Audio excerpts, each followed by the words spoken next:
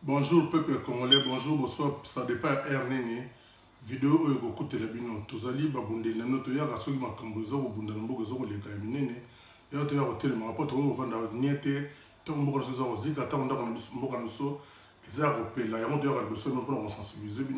pour nous réussir, c'est bien maïe, c'est eux qui les cas. Na kati ya mboka, bande ko so mo ngande ko nyona ya terminer liboso ngande ko nyona bundeli,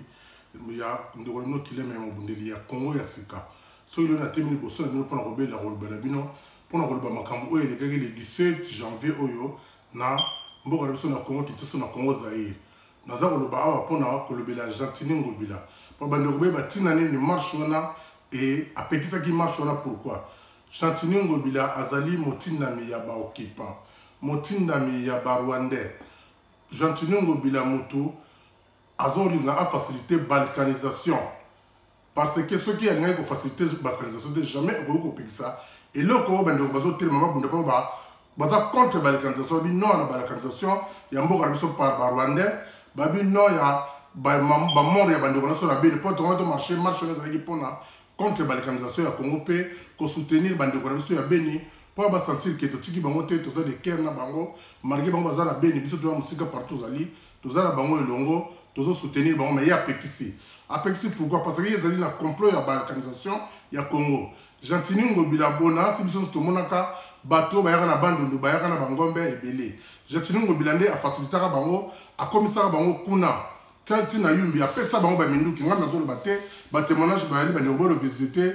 vidéo, de rabanonou, le barake. Gentini ngobila pesa bateau bamindu qui, pour n'avoir bon, bateau va déplacer parce qu'il va découvrir qu'on a pétrole, na coltana diamant, bateau va mindu qui ont tenu tout dans la tilo. Oya bato ba kenda pe ba taba ba vanisa bango kuna bano so bayebi yango ba jatinu ba ba ndoki ya Congo yango pona récompense yango ba longole na yumbi ba mena sasa comme gouverneur parce que ba pays normal ndenge de ko mettre ni koma ngere ya lobaka mais jamais mu droit jatinu ngobila akoy ko koma même pas gouverneur ta chef de quartier parce que mboko ya utaki professeur avec ko kamba bato ba kufaki na ne ba na droit bato ba sala droit ba juste ba même azali présumé innocent mais faut pas yo kaina no batu na ye pour obliger sur la fonction il y a l'état mais il y a le rôle politique quand même mais bien que qui est pas il y a Paul Kagame mu konjira bango le roi du Congo na temps il y a 21e siècle azako tinana politique quand même de gouverner na Congo ndemi bien que tinana bata Argentine ngobila pour na ko récompenser na musala sala ki malamu ndenga bomisa ki bande ko na yumbi yango ba récompenser ki na kisasa bomoni batno surtout na kisasa ba boya ka Argentine ngobila azala même gouverner parce que son on sa lizo na ndeko to bien na sango Israël muto momulu ba mundu ala bakake gentinu ngobila za kolumba solo ya makila ya bande ko bakufi na yumbi abomisi bande ko na yumbi abomisi bana mike bobisi mikolo ba force commune oni ya monaki a de nombre que moi ça na nombre ya 50 forces communes si je me trompe pas ndenge ba rapport ya oni oti ko sala na mois de novembre kuna na yumbi mutabonga yeso na kisasa aye ko continuer ma campagne bo ba kisasa loko na message na makila ya batu yeso ka meli makila te ya komona malamu te pour la toujours au téléma ce qui a zaki dans la makila ba congolais na kati na ye na ndimita ko boya ba boya poto boya ba ko to boya mboka na se katana yo ko pekisa bato pona nini to soutenir bando ka beni ko pekisa pona nini donc so ko pekisa celui qui n'est pas avec nous il est contre nous donc azana ba rwandais na ba occupant yo moni mutu wana Gentini ngobila a pekisa ki pona yelo ko nesa ba po mi be ko uteki na Kigali et pas ya Rwanda bango Kagame na apesi pas gouverneur na ye politique kana ba Joseph Kabila gouverneur ni politique kana ya ko se mbe ko pana pour la charte de l'occupation, on va bien la constitution, ils ont bien la charte d'occupation pour la pays nous sommes occupés par d'autres facilités d'occupation. Ils ont des criminels assassins, des sanguinaires, des cannibalistes, des sanguinaires, des cannibales, des gentiment ngobila. Bon, nous avons facilité en haut. Il y a un bandeko, nous avons fait tellement, tous les bateaux bandeko. Où ils ont dit qu'il y a débit à bitumane bandi, bitumane pour prouver criminel assassin. Où ils ont dit ngobila, na makambo osala. La charte de l'occupation, vous avez un régime qui a informé. Nous avons la permission d'informer qui est bien. N'est-ce pas qui va informer qui a commis qui a demandé de former, mais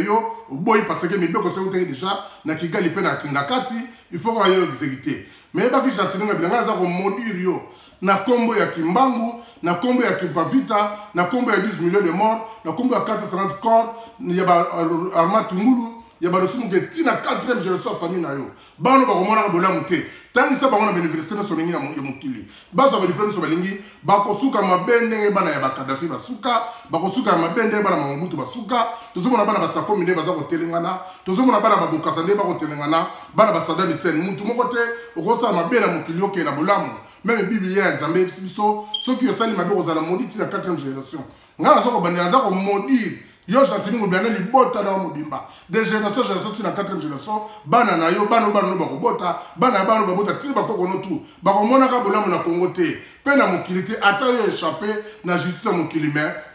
na justice ya nzambe oko échappé yango jamais pona nzambe azali nzambe lokwa botina mokipo memelaka makila ya bakongo na module susu na kombo ya kipavita tina 4e génération na yo na kombo ya kimbangu na 4e génération na yo na kombo ya bakanza ya ba Paul Panda ya balumba bakasabu ya 12 millions de morts na kombo ya 450 corps eza na maluku na kombo ya ba mort ya yumbi oyo bomisa tina 4e génération makila kotanga matina bano na bakoko ya bana na bana na yo makila ya ba Rosimu Kendi ya ba Deschamps Kapanga ba Eric Boloko loko ya ba Matungulu ba nyonso bakufi makila ne kotanga mana mutuno loko bokoti complice pour le nyoko la biso problème ezate makambo ezaka ebani na Congo te tomona na mamboke belé ba marché patin le baza wapi bandima ba trahir France ba tout ba trahiraka basuka ndeni bozo ko trahir mboka pona ba intérêt égoïste ba intérêt na bino mais o bozolo na bozo bukela pona ba na bino et là comment on va bénéficier de la malongate nazo ko modi yo tina 4e génération gentili ngo bien libotromba ya bana bakoko no nazo bien peuple congolais bo telema bo za mobiliser to bunda po bitumbo tozo bunda biso mto bande on za ba banda kango na bi ke to kolonga elonga za premier na biso to taba nguna hors d'état de nuit mboka na biso ta 1 cm to 1 mm mto ko kata ngwa za te bande ko bene on est de cœur avec vous tozo ko encourager nazo bien bande ko za na Congo Kinshasa o boza ko bunda mettre ni comme engele et ça li passe to mo ko hôpital ndeko toza courage toza ensemble na yo nazo fester maman c'est de la place courage non maman na bitumrozo bunda na mo ba trésor king nous avons mobilisé bateau mon jeune frère continue de nous donner le mumba aux hommes mérités pour mobiliser bateau et le rebanc ça biso te pas to bunda ni la paix ni les intimidations ni la mort peut nous reculer parce que notre personne c'est pas nos personnes qui comptent mais c'est le Congo qui est plus grand que ba personne na biso donc to bunda bande kodosta ba Junior Mutoto ba Benjamin Kangwa biso to bunda pour na to sukola mboka biso na boka banguna surtout bien bela bana tangu bana ya Pascal botel mo bunda tangu nzela poto tangu ne kanga ba bande les deux ou tu non piti to bunda pona to bute banguna hors de tête du pe naza sous de cœur na journaliste biso oya bana bilaka mamu Olga na o ne se komele que na mboka Angola ndenge ba botola ko biloko tu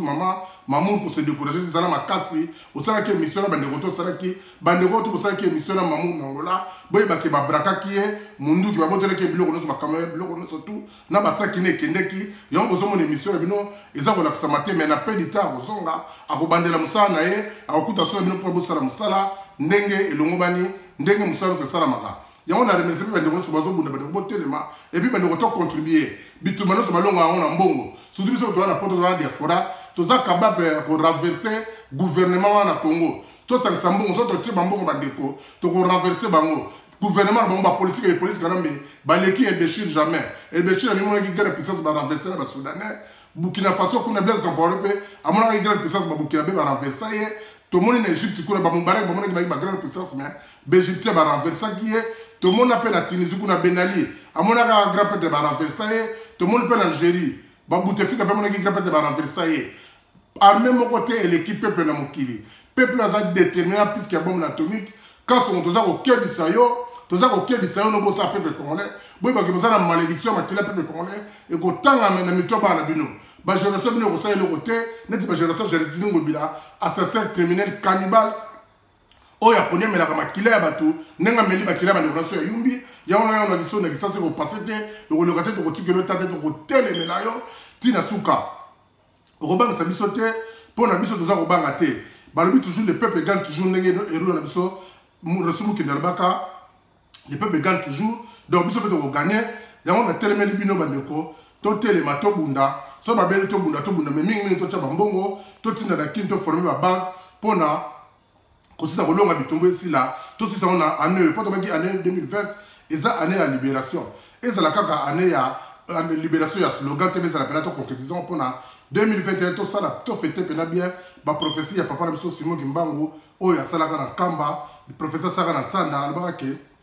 Congo eza mboka oyo ekoyamba bato ekolesa mokili mobimba donc mpona ekokisama ingeta le Congo ne tombera jamais ingeta